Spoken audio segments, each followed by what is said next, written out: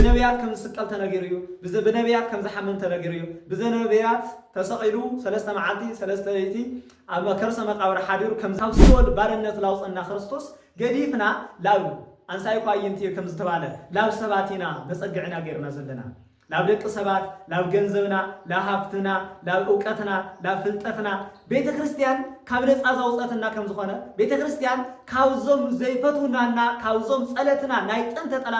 صلاتنا أجاننتي نسأل أوساتنا بيت كريستيان قديفنا لافتوم صلاتنا زنخدلو جزية يزلو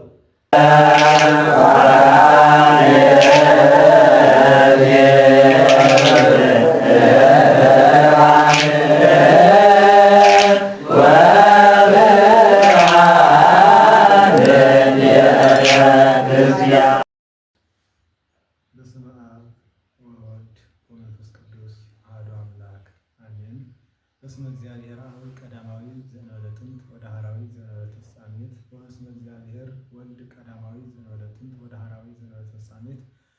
ዘተወልደ እምእግዝእትነ ቅድስት ድንግል ማርያም ወላዲተ አምላክ ወበስመ እግዚአብሔር መንፈስ ቅዱስ ቀዳማዊ ዘእንበለ ጥንት ወዳህራዊ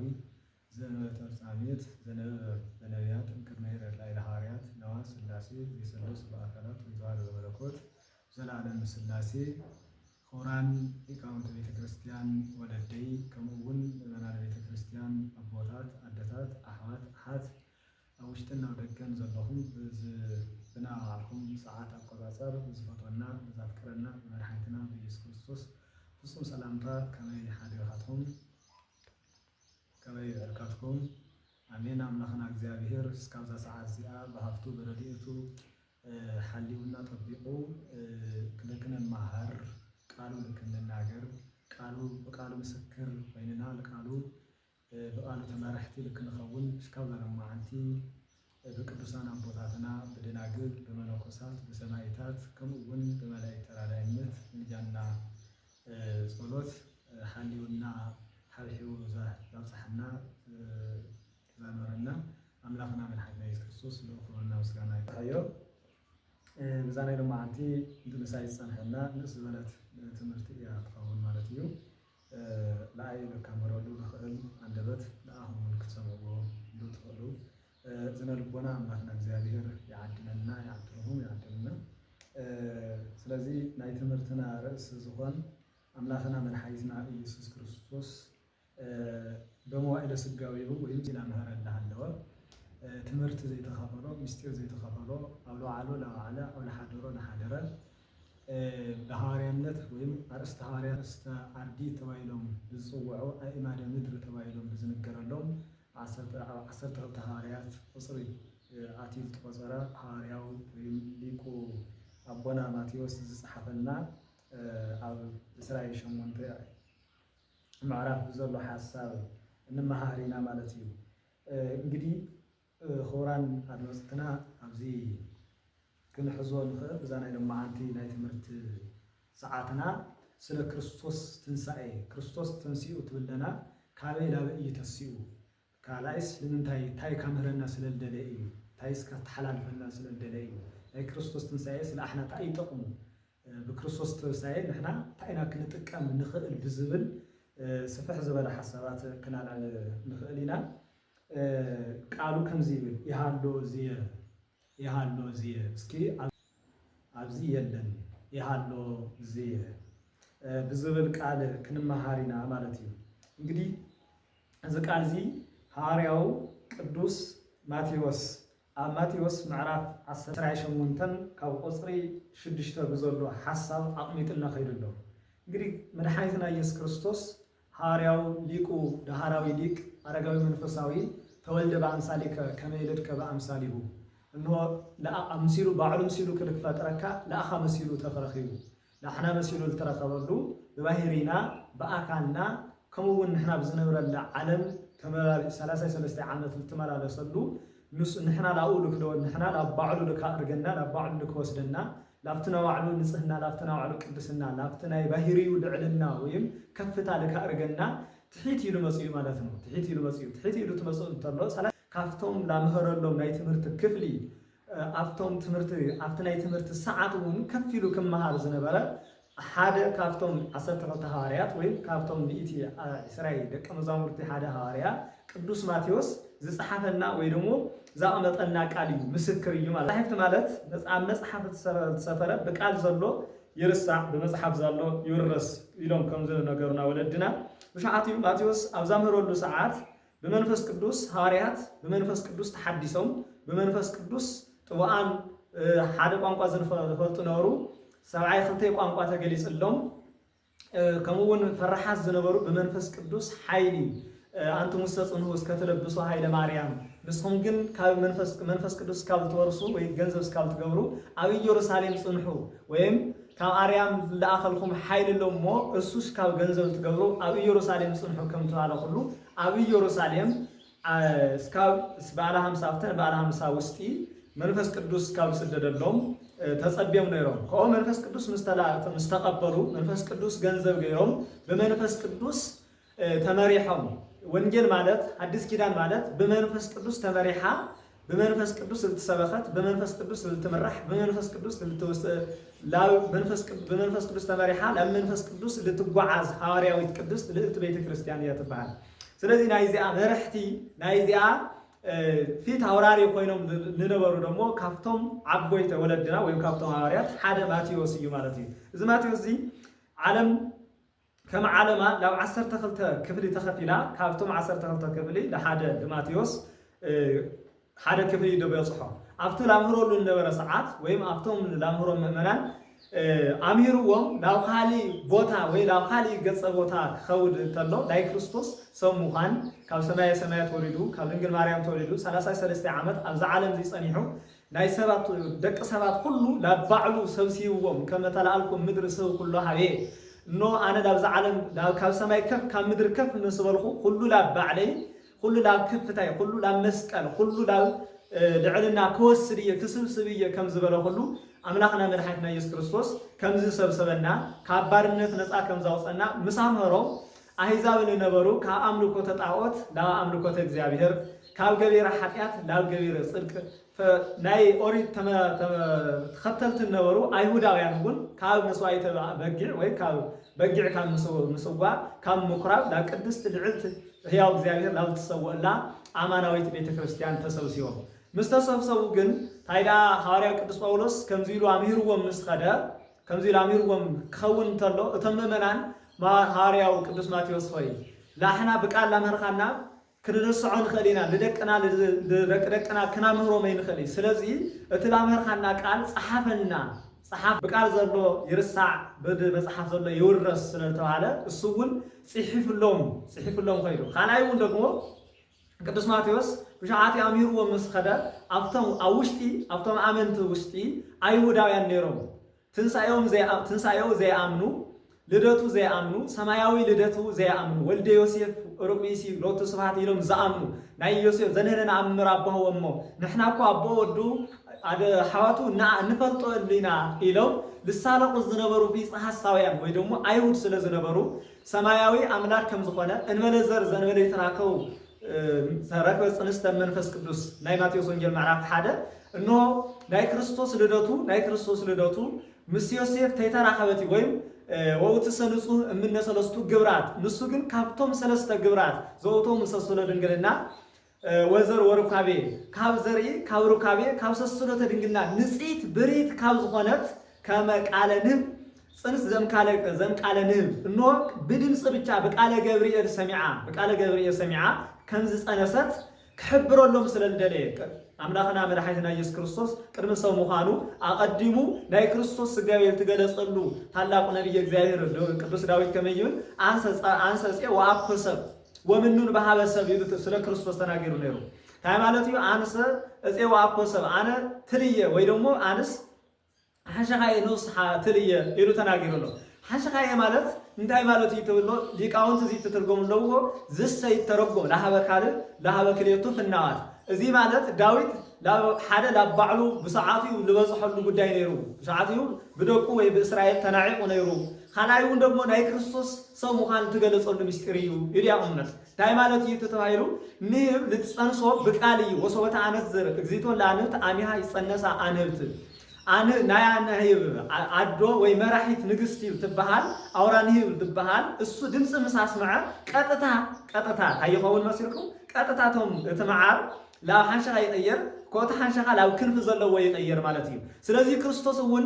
ድንግል ናይ ክርስቶስ ልደት እውን ካብ ድንግል ማርያም እንበለፀን እንበለዘር እንበለረኳቤ እንበለሰስሎተ ድንግልና ከም ዝኾነ ሐዋርያው ክነግሮምና ለካምህሮም ስለደለየ ሐምዝ ገይሩ ይጽሕፍ ወምኑን በሃበሶ በሰው ዘንድ እውን ወይ ደግሞ ክርስቶስ በዛ ዓለም ዚ ለተናዓቀ ከም ዝነበረ በአይሁድ ዘንድ ለተናዓቀ እዩ እምን ዘመነን ዋነደብ ወይቲ ኮነቶ ስተረሰማይ ዘንድ ከም ተባለ ሁሉ ማለት እዩ። ስለዚህ ሐዋርያው ቅዱስ ጳውሎስ ናይ ክርስቶስ ፍጹም ሰማያዊና ናይ ክርስቶስ ፍጹም ምድራዊ ልደቱን ክነግሮም ስለደለየ ካብ ቅድሚት ጀሚሩ መጽሐፉ ክጽሕፈሎም ደልዩ ሶባያት ተንሳ ማቴዎስ ከመተንሶ ተማይ ላይነ እሳት ከም ዝብል ማቴዎስ ብሻዓትዩ አይሁዳውያን ካብ ክርስቶስ ወልደ እግዚአብሔር አይኮነን ናይ ክርስቶስ ናይ ሰማያዊስ አይኮነን ከመጽእ ዘለዎ ነብዩን እሱ አይኮነን ኢሎም ሳንበሩ ወአንወሩ ውስተ ሰማይ አፎሆም ወአንሶሶ ውስተ ምድር ልሳኖም ሰማያዊ ልደቱን ስረሲዖም ክሒዶም ምድራዊ ልደቱን ልክሓዱ ልዞም ልክሓዱ ለአይሁድ ልካምህሮምና ልክግስጾም ስለደለየ ሰማያዊ ከም ዝኾነ ፍጹም ናይ ወልደ እግዚአብሔር ካብ እግዚአብሔር ተላይኹ ስለ እግዚአብሔር ልናገር ከም ዝኾነ ስለ እግዚአብሔር ላምህር ከም ዝኾነ ስለ ልዕልናው ልናገር ከም ዝኾነ ልካምህሮምና ልክግስጾም ስለደለየ እዚ መጽሐፍ ስለ ክልተ ጉዳይ ተጻሒፉ ሓደ ለመናፍቃን ተግሳጽ ስለ በክርስቶስ አምላክነት በክርስቶስ ልዕልና በክርስቶስ ሰው ሙኻን ዝጣራጠሩ ዝነበሩ ሰባት ለፍጹም እምነት ከስሕቦምና ለፍጹም እምነት ላው ተዋሂዶ ላው ልዕልቲ ተዋሂዶ ከስሕቦም ስለደለየ መጽሐፍ ጽሒፍዎ ማለት እዩ። ካልኣይ ደግሞ ብሻዓትዩ ዝነበሩ አሚኖም ዝነበሩ ሓድሽ ታተኽልቲ ስለነበሩ ሓድሽ አመንቲ ስለዝኾኑ ልትነገሮም ክርስዕዎ ይኽእሉ ዋላ እኳ ንሶም ይረስዕዎ ልደቆም ልደቅደቆም ልካምህርዎ ክግባ ስለልግባ ወኩሉ ተጸፈ ለተግሳጸ ዚአነ ኩሉ ዝጽሓፈ ልክንመሃረሉ ልክንከረሉ ስለዝኾነ መጻሕፍቲ ስለቶም ለአመኑና ስለለይታ አመኑ ስለለይዛ አመኑ ሰብ ጽሒፍዎ ማለት እዩ። ሐዋርያው ትልቁ ዳዊት አቦና ወላዲና ነብይ እግዚአብሔር ዳዊት ወይነገሮም ለህዝቡ በመጽሐፍ ይነገሮም ወይ በመጽሐፍ ያንህር ተባይሉ ከምስተናገረ ማለት እዩ። ስለዚህ ኣብዚ መጽሐፍ ዚ ግን ታይሎ አፍትናይ ማቴዎስ ወንጌል አፍትናይ ወንጌል ክፍሊ አፍት እስራኤል ሸሞንተ ክፍሊ ዘሎ ክፍሊ ግን ስለ ክርስቶስ ትንሳኤ ስለ ናይ ክርስቶስ ልዕልና ስለ ክርስቶስ 33 ዓመት ወይ ደግሞ ስለ 3 ዓመት ካብ 3 ወርሒ ካምህሮምና ክገብሮም ነበሩ ተአምራቱ ሁሉ አሚሩ ጽሒፍና ካብ ዝመጸ ሁሉ ፍልጥዩ ካውን ካብታ ናይ 33 ዓመት ናይ ትምህርቲ ክፍሊ ኣብዚ ናይ ማቴዎስ ወንጌል ምዕራፍ እስራኤል ሸሞንተ ዘሎ ሐሳብ ደግሞ ስለ ናይ ክርስቶስ ትንሳኤ ይናገር ማለት እዩ። ስለ ናይ ክርስቶስ ትንሳኤ ትናገር ተለና አምላኽና መድኃኒትና ኢየሱስ ክርስቶስ ሰብ ልክገብረና ሰብ ኮይኑ ኣብዚ ዓለም ዚ መጽኡ ነይሩ ሰብ ልክገብረና ኣብዚ ዓለም ሰብ ኮይኑ ኣብዚ ዓለም ዚ መጽኡ ስማ ሂዛብ ያፈቅሩ አራያ ወአምሳል ወዘጸረው ወጸረብት ወበእንተ ዝኮነ መለኮት ስለዚህ አሂዛብ ግዙፍ አምላክ ይደሉ ስለነበሩ ሰብ ወድ ሰብ ዘራይ አምላክ ደሊ ነይሩ ሰብ ልጸረቦ ሰብ ላለዘቦ ሰብ ልሰአሎ ወይ ሰብ ልሰርሖ ሰብ ሰራሽ ዝኾነ አምላክ አምሊኹ ነይሩ ደቅ ሰባት አምሊኹም ነይሮም። ስለዚህ ክርስቶስ ግዙፍ አምላክ ተደሊኹም ማይሉ በግዙፍ አምላክ በግዙፍ ትስቢት ወይ ደግሞ በባህሪና ተገሊጹ ኣብዚ ዓለም ዚ 33 ዓመት ላምህረ ጸኒሑ ካብ 33 ዓመት ግን በመኽራ አይሁድ አፍትናይ ትምህርቲ ስለ 4 ዓይነት ህዝብ መጽየም ነይሮም። ካብቶም 4 ዓይነት ህዝቢ ሓደ ክፍሊ አይሁድዮም በቅንዓት ዝመጹ ነበሩ ተአምሩ ሰሚዖም ተአምሩ ልክመሃሩ ካብ ተአምሩ ልክመሃሩና ተአምሩ ልክርዩ ልመጹ ሰባት ነይሮም። ካልኣይውን ደግሞ ብዙሕ ህብስት ላበርክት ስለዝነበረ ልክበልዑ ልክሰትዩ ልመጹ ሰባት ነይሮም። ሰለሳይ ካብ ደዌኦም ልፍወሱ ሰባት ክንፍወሲና ኢሎም ልመጹ ሰባት ነይሮም። ረብዓይ በቃሉ ለካሰናክልዎ ካልኣይውን ደግሞ ኩሉ ዓለም ተለወደርየሁ ናይ በዓል ቆሎ ናይ ጾም ቆሎ ናይ በዓል ደርሆ ዝብለና ሲኢና ኢሎም ህዝብ እኮ ውዳሴ ምስጋና ቀሪና ኩሉ ላው አሚኑ ንሕና ልኸተለና ኢልና ተኸታሊ ስለዘይብልና ንኡን ክቐትሎለና ንኡ ክናጥፈወለና ንኡሲ ንኡ ንሳር በዓላት እዩ ለእግዚአብሔር ወትምህርቶ ይንአምር እንከ ከምዘበሉ አቦታቶም ወአልቦ ነብይ እንከ ድሕር ደጊም ነብይ ዝበሃል የለን ብዘይ ንሕና ነብይ ክለዓለ ይብሉ ኢየሩሳሌም ብዘይ ንሕና መምህር የለን ብዘይ ንሕና ፈላጥ የለን ብዘይ ንሕና ሓለፍቲ የለናን አሕና ብዘይ ካባ ንሕና ንላዕሊ ሰማይ እምበርሲ ካባ ንሕና ንላዕሊ ስለ አይሁድ ወይ ስለ ዛላ ስለ እስራኤል ወይም ስለ ኦሪት ምኩራብ ካሊእ የለን ኢሎም ዝምክሑና ዝናገሩ ዝነበሩ መተርጉማን እንታይ ይብሉ እዚ አቦታትና አይሁድ ካብ ስሕተቶም እንትለዓለ ካብ ስሕተቶም እንትለዓለ ዓሰርተ ቃላት ኣብ ልብሶም ኣብ ልዕሊ ልብሶም ኣፅሒፎሞም ይኸዱ ነይሮም ኢሎም ኣብ ልዕሊ ኣልባሶም ፅሒፎሞም ይኸዱ ነይሮም እንታይ ማለት እዩ ንሕና ናይ ኦሪት ሕጊ ናይ ኦሪት መፃሕፍቲ ኩለንሲ ሒዝናየን ኢና ሰሪሕናየን ካብ ስራሕና እውን ብልብስና ፅሒፍናየን ንክብሉ ማለት እዩ ልክብሉ ማለት እዩ ስለዚ እስካብዚ ተላዒሎም ዝምክሑ ነበሩ አይሁድ እዮም ክርስቶስ እውን ምስኦም ተኸራኺርዎም እዩ አንትሙኒ ትበውኡ ወለለህ ይበውኡ ተከልውዎም በዊዓ ንስኹም እውን ለባዕልኩም ኣይትኣቱን ልቶም ለኣትዩ ናብ መንግስቲ እግዚአብሔር ፃውዒት ትገበረሎም ደግሞ ልከይኣቱ ትገብር ለኹሞም አቃቤ ሰራይ መፃ እምሰማያዊ ሰማያት ወፀፈው ዝተረክበት በቤተ ዳዊት አቃቤ ሰራይ ክርስቶስ ካብ ሰማያዊ ሰማያት መፅኡ እዩ ካብ ሰማያዊ ሰማያት መፅኡ እዩ ወፀፈው ዝተረክበት በቤተ ዳዊት እኖ ናይ መድሓኒት ትኾን በትር ትወፅእ በትር ምስረወ እሴ ካብ እሴ ወገን ትርከብ ያልተባለት ድንግል ማርያም ደግሞ እኖ ካብ ይሁዳ ወገን ተወሊዳ ካብ ዳዊት ወገን ተወለደ ድንግል ማርያም አላ ካብ አሰብ ኮይኑ ደግሞ ሰብ ከም ዝኾነ ካመሮ ላመሮም ለሃለ የለን መድሓኒትማ የለን ኢሎም የለን መድሓኒት ኢሎም ታይዳ ኢልዎም ህሙማን ይፈቅድዎ ለአቃቤ ሰራይ ወአኮጦያን ታይዳ አነ ኣብዚ ዓለም ዚ መጻኹ ለሐመሙ በአይምሮ ብነፍሶም 5500 ዘመን አጋንንቲ ናይ ላሕመይ ውላድ ናይ እዴ ሰራሕ ላወሉ ልገዝእዎም ነበሩ አሂዛው ወይም ደግሞ ናይ ሰብ ደቂ ሰባት ለኦም ንካድሕኖም ከም ዝመፀ ካልኣይ እውን ብጣዕሚ ብዙሕ በሽታ ይሒዝና ነይሩ ብዙሕ በሽታ ሕማም ሒዝና ነይሩ ሓደ አእምሮና ሰብ ወዲ ሰብ ክትፍጠር ተሎ በአርአያ እግዚአብሔር ተፈጢሩ በአርአያ እግዚአብሔር ተፈጢሩ በአርአያ እግዚአብሔር ትብለና እንታይ ማለት እዩ ተባሂሉ እዝኑ ቃል እግዚአብሔር ልክሰምዐሉ ወይ ደግሞ ናይ እግዚአብሔር ሐሳብ ልክርዳእ ክእል ኮይኑ ተፈጢሩ አይኑ ደግሞ ነፍስኒ ትረዮ ለፈጣሪያ በአካለ ቆማ ከምተባለ ሁሉ አይኑ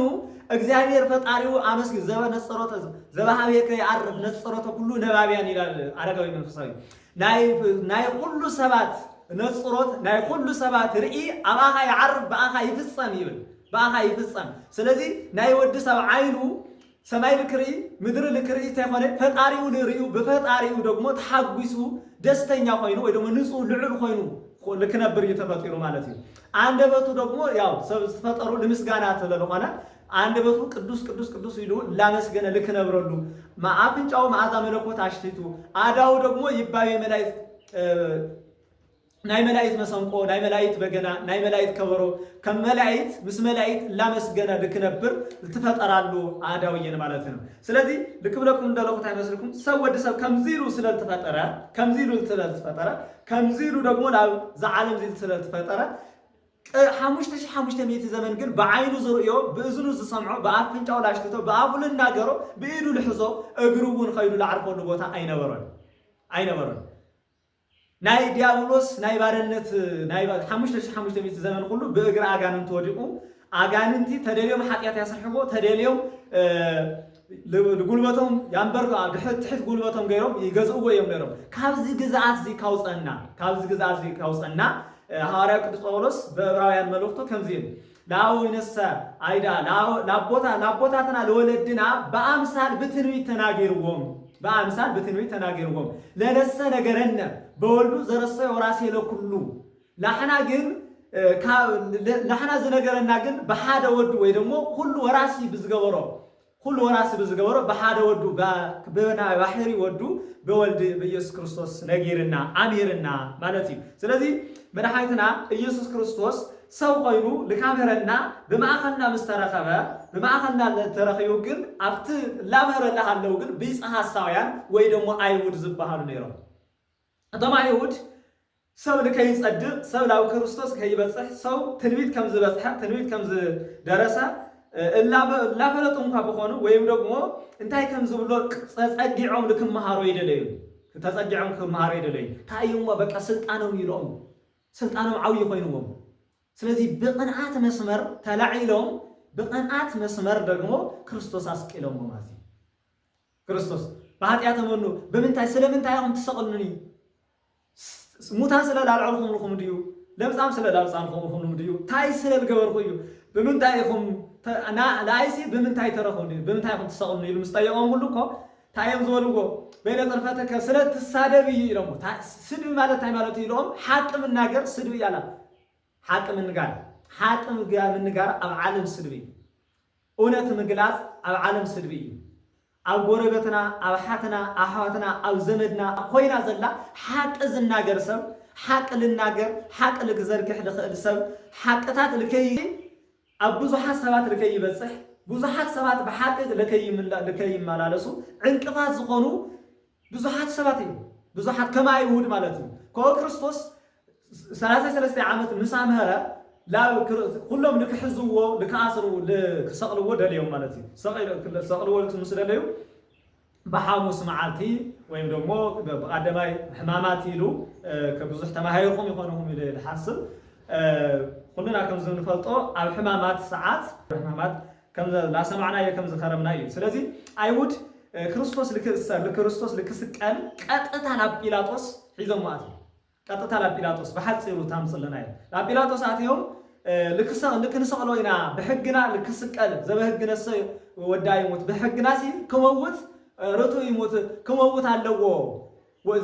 ናይ ወዲ እግዚአብሔር እየኢሉ ስለተናገረ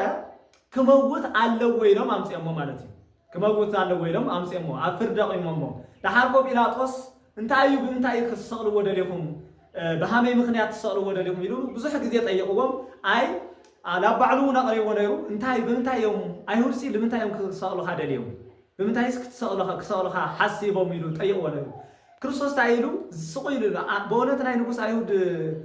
ንስኻ ዝኩሉ ለኣክል ወንጀልታ ወንጀል ለውካ ዝኩሉ ለኣክል ብኣኻ ብልዕለኻ ዝኩሉ ላተናገሩ ዝሃለውሲ ንምንታይ ኢኻ ስቁ ኢልካ ንምንታይ ኢሉ ተናጊርዎ ማለት እዩ ሓደ ኣብዚ ክርስቶስና ካምህረና ዝደለየ ኣምላኽና መድሓኒትና ክንናገረሉ ወይ ደሞ ሰማዒ ኣብ ዘይብሉ ሰዓት ክሰምዐና ኣብ ዘይኽእል ሰብ ክሰምዐና ክርድአና ሓሳብና ክቀበለና ኣብ ዘይኽእል ሰዓት ምንጋር ስሕተት ከም ዝኾነ እዩ ስለዚ ክርስቶስ ኣምላኽና መድሓኒትና ኢየሱስ ክርስቶስ ኣይሁድ ዝኩሉ ለኣክል ዘይገበሮና ዘይበሎ ዘይሰርሖ ወንጀል እላኸሰስዎ ኣለዩ እሱ ግን ስቁ ይልበለ አልሌሎቱ ለወልደ ጓለ እምሕያውን ኣሕሊፉ ልሕብ ሰብ ወየሉ ወይ ደሞ ወየሎት እምበር ንኣነሲ ወልደ ጓለ እምሕያው ሰይሃውር በዘከመ ተፅፈለቱ ወልደ ጓለ እምሕያው ግን ከምቲ ዝፀሓፈሉ ይኸውን ከምዚ ዝፀሓፈሉ ይነበር ዝለዓል ተናጊርሉ እዩ ታይዳ ለኣይ ግን ላብ ሞት ኣሕሊፉ ዝህበኒ ሰብ ግን ወየሎት ኢሉ ስለዚ ኣብ መስቀል ጥቕልል ኣቢሎም ብሄሮድስና ብጲላጦስ ዘመነ መንግስቲ ብወንጌል ብሓሶት ክርስቶስ በበርባን ፋንታ በርባን ኣላውያን ወቦም ባይስ ይላል ሐዋርያው ወይ ደግሞ ወንጌላዊ ተጽሕፍለና ጲላጦስና ሄሮድስ ብሻዓት ይውስኒ ጋይዝ ነይሩዎም ወይ ደግሞ በብሔር በግዝአት ተጻልዮም ዝነብሩ ሰባት እዮም ክርስቶስ ሰው በመሃኑ በክርስቶስ መስቀል ወይ ደግሞ ክርስቶስ ልክሰቅሉ ግን ሓደ ኮይኖም ይብል ስለዚህ በክርስቶስ ቤተክርስቲያን ለምጥፋ ቤተክርስቲያን ልካጥፉ ቤተክርስቲያን ካብ ዘላቶ ልዕልና ካብ ዘላቶ ዓለ ስፍሓት ልዕልና ልካ ውርድዋ ሓደ ዝኾኑ ሰባት አሉ ሓደ ዝኾኑ ብዙሓት ፖለቲከኛታት ብዙሓት ቤተ እምነታት ብዙሓት ብሕሸትና ብዘይተባሃለ ብዘይትብሎ ኣብ ቤተክርስቲያን ብዘይወዓለትሉ ብዘይትናገሮ ቃላት ከምዚ ትብልያ ከምዚ ያስተምሮአ ብዘይትብሎም ነገራት ማለት እዩ ቅዱሳን ከምዝታምልኽ ቅዱሳን ኣምላኽ ቤተክርስቲያን ማለት ቅዱሳን ታምልኽ ያንበር ስለ ክርስቶስ ትናገር ኣይኮነት ኢሎም ብዙሕ እዮም ላወንጅልዋ ስለዚ ክርስቶስ ካበይና ድመሃር ሃሙ ትበሃል ተላ ታይቆይና ቤተክርስቲያን በብዙሓት ቤተ እምነታትና ብዙሓት ኣጽራረ ቤተክርስቲያን ትልዓሉ ዓለም ከም ዓለሙ ጾሩ ናብ ቤተክርስቲያን ልገበረሉ ታዩ ተተማሂሩ ሓደ ሓቂ መስኣምስ ኾነ ሊቁ ታዩ ወጎንዴታ ያጠይቅ ጽድቅ ዚኣ ሃይብል ምድንጓያ ወይ ደግሞ ምጽናዓ ታይ ዝኹሉ እዚ ተተማሂሩ ጽድቃ ልዕልና ኢላል ልገልጽ ጽድቃ ልዕልና ይልገልጽ ሓቅነታ ይልገልጽ ሓቃ ደግሞ ካብ ምንታይ ታይሉ ካብ ክርስቶስ እያ ተማሂራ ክርስቶስ ርእሳ ለቤተ ክርስቲያን ስለለሉ ናይ ክርስቶስ ናይ ቤተ ክርስቲያን ርእሳ ክርስቶስ ደግሞ እላ ተሰቀለ ላ መስቀል እላ ወጸላሃለ እንኳስ ጸብና ክርክር ዝነበሮም ሓደ ዘይኮኑ ጲላጦስና ሄሮድስ እንኳ ሓደ ዝኾኑሉ ዘመን እዩ ሕጂ ትርእይዎ ይኹን በየእምነቱ ሓደ ዘይኮኑ ዮሃባውያንና ቤተ አይሁድ ሓደ ኮይኑ ቤተክርስቲያን ንምውጋእ ይደልዩ ፕሮቴስታንትና ካቶሊክ ሓደ ይኾኑ ነገር ግን ቤተክርስቲያን ልክወጉ እዮም ሓደ ዝኾኑ ቤተክርስቲያን ዝምውጋእ ቤተክርስቲያን ልክከራኸሩላ ቤተክርስቲያን ታይ ስለዝኾነት እዩ ተባሂሉ ብርሃን ስለዝኾነት እዩ ብርሃን ስለዝኾነት እዩ ብርሃን ስለዝኾነ አንሶሱ እሱ ባዕሉ ርእሳ ክርስቶስ ብርሃን ስለዝኾነ እዩ ብርሃን ደግሞ ጸልማት ዝኾኑ ሰባት ኣብ ሕሾት ዘለዎም ሰባት ወይም ደግሞ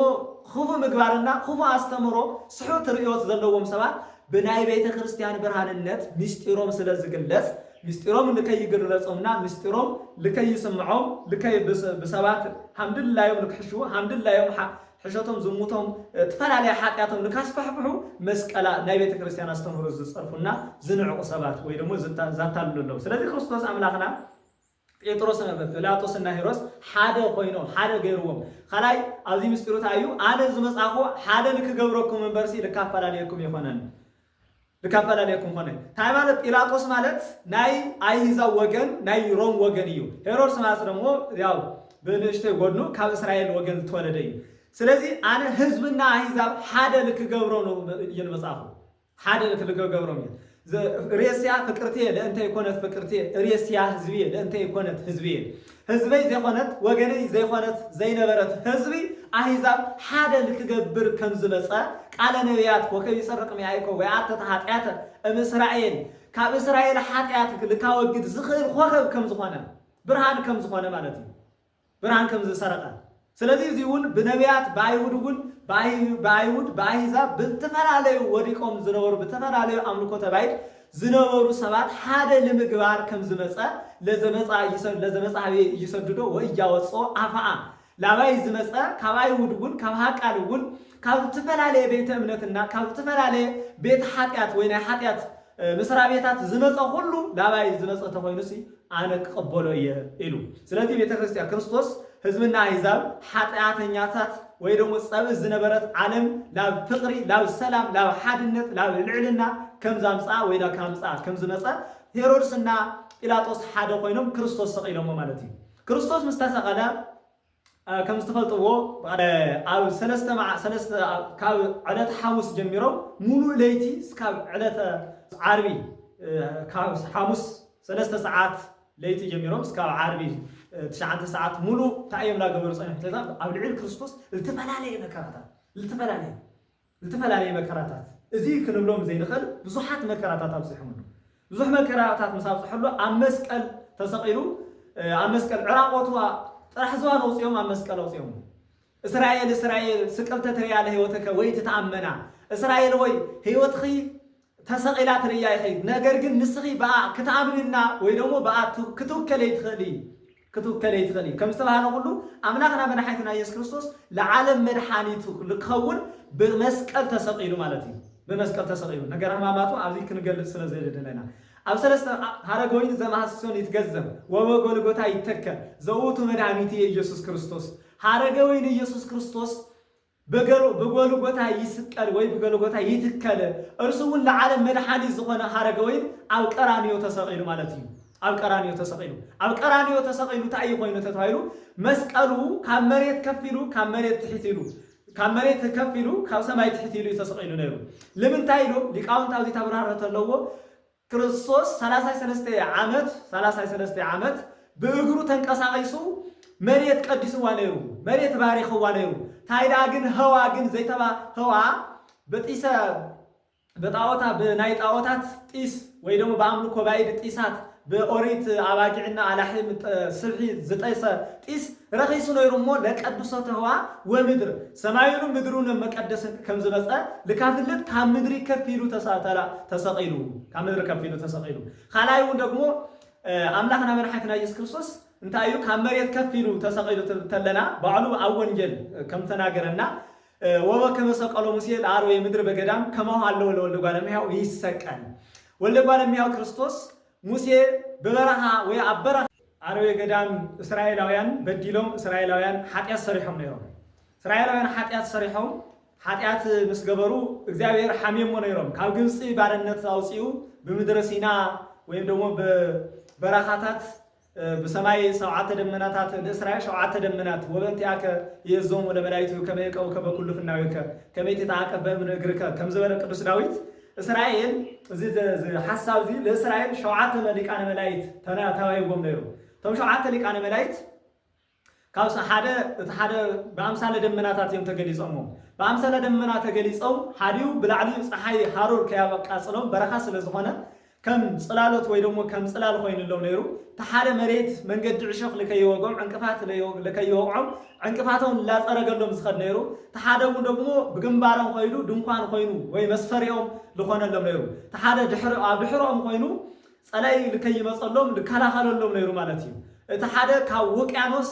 ማይ ተሸኪሙ መጽዩ ድሓር ግን ኣብ ሰማይ እቲ ማይ ላብ ምናው ቀይሩ ላውርደሎም ዝነበረ እዩ እቶም ክልተ ብግራና በቀኝ ኮይኖም ዝሕልውዎም ዝሕልውዎም ዝነበሩ እዮም ስለዚህ እዚኦም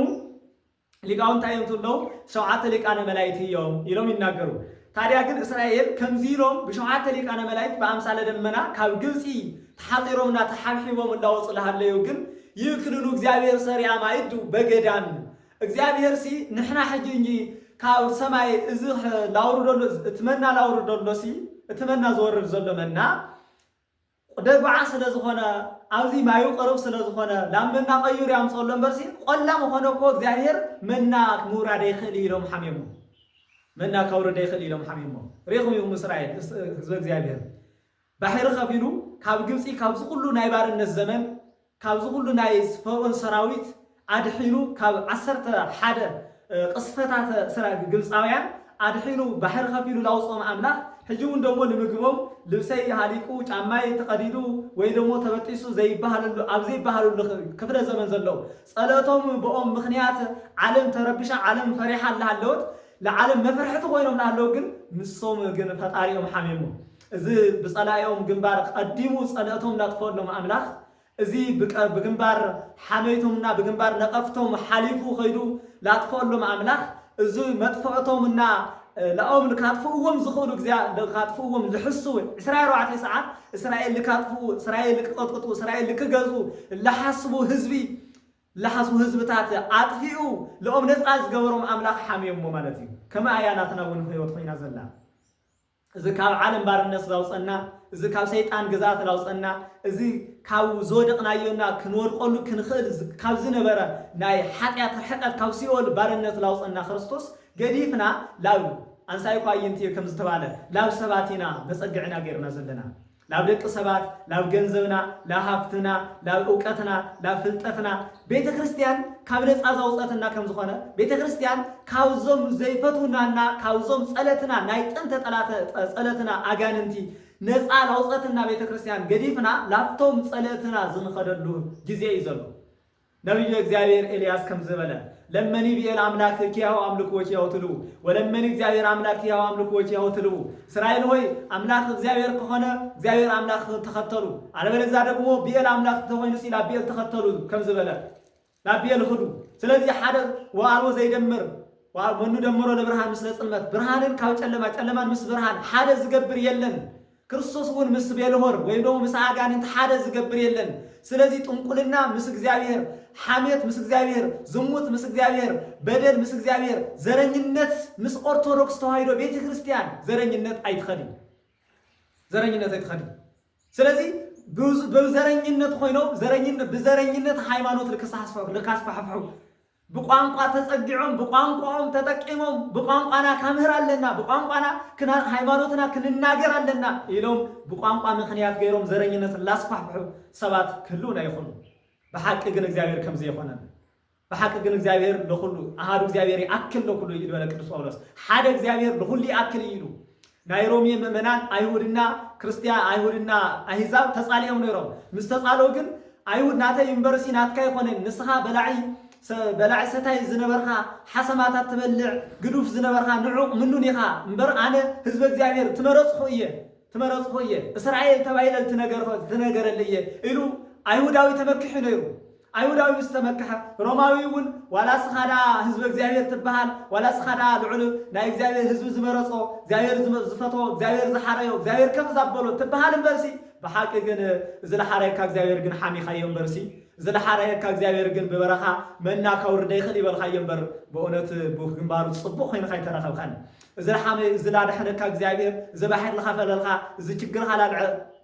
لقنت الخا زكبرنت لو الخا عملخا زل رحبخا مجبيه لعنكفات خدم منا نصيفو لحروس حيك ويوعكا بدعلخا دمنا قريدو صلاتها لكي يمصوا بدحرها ملائكة بملائكة أخبيو لو صكا زابيرسي حما خيم بربونة عامسكن خيي عامسكن خيي سقل خيم بربونة كم أخا كوجن خاتولي نيرو نجرجن تقبلها سقل خيم بر يتقبل خيي إلهم بعلون وعلم تصاليهم نيرهم بعلون وعلم لا تصلوا لها اللوجن ቅዱስ ጳውሎስ አማኸላቲ ታይልዎም አሃዱ እግዚአብሔር ያክል ለሁሉ ሓደ እግዚአብሔር ለሁሉ እዩ ሓንተ ፀሓይ ለሁሉ ከም ትኾን ሓደ ንፋስ ለሁሉ ከም ንኾን ሓንቲ ፀሓይ ጨረቃ ከዋክብት ሓንቲ ክረምቲ ለሁሉ ከም ትኾን ሓንቲ መሬት ለሁሉና ከም ዝኾነት ሁሉ ሓደ እግዚአብሔር እውን ናይ ገለ እግዚአብሔር ዝበሃል የለን ሓደ እግዚአብሔር ለሁሉ ያክል እዩ ለሁሉ ያክል እዩ ስለዚህ በሓደ እግዚአብሔር እስራኤል ግን ካበረኻ መስወፁ በሓደ እግዚአብሔር ታየም ሆኖም ተተባይለው ናፊቆም ተጠራጥሮም ይክልኑ እግዚአብሔር ሰሪያ ማይድ በገዳም ይለው ዳሃርቆ እግዚአብሔር ታይሉም አውሩዶም ውስጥ ተቆላተ ሐፊስ ሲሆን ሙሴ ሆይ እስራኤልን ንዒቆም ነው እስራኤል ተቺተው ነውሞ ሐፊስውን አባ ላውርሑ ገዳም ላውርሑ በረኻ ሃሩን ፀሐይ ላብ ዘለዎ በረኻ አውሩዶም ይሉም ዳሃርቆ እግዚአብሔር ሙሴ በእግዚአብሔር ሐቂ በእግዚአብሔር መርሕነት ለወርድ ስለነበረ እስራኤል ህዝቦም ላበረኻ ወረዱ አስተውል መመናን حسبهم صورة من نأمون يخلومن من نأمون أي خلومن مقوم يقوم تحرق النظر أبعد عليه